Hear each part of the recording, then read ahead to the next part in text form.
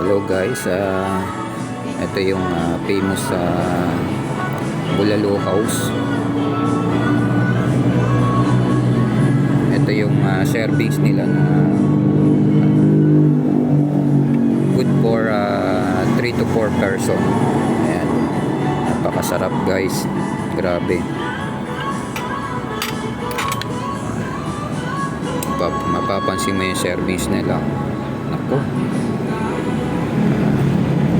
sulit ka na dito kasi 3 to 4 person, pwede na yan.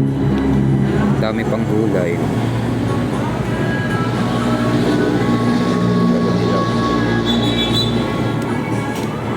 Yan, tama ba yan? Oo, diba? Ito naman yung sizzling pusit nila. Yan, masarap. Grabe.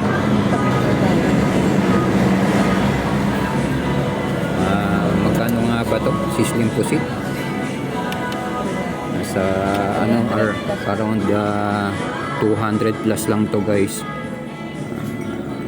Tapos ito naman yung famous kare-kare nila. Yan, napakasarap. Grabe. Yan.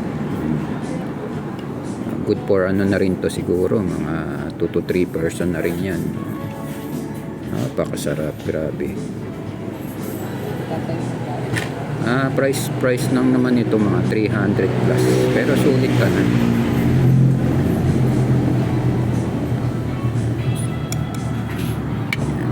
Ang tawag nga pala dito guys na servings nila na bulalo natin,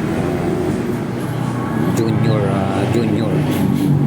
kaya pwede siya 600 pesos plus lang siya.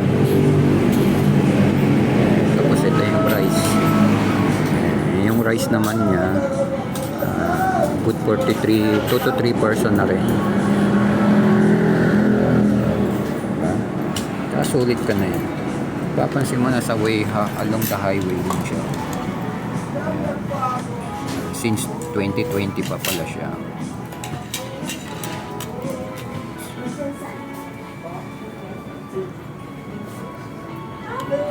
Kaya kung galing ka sa Sky Ranch, sakay ka lang ng jeep papuntang Mendes Crossing, ano mo na to, along the highway.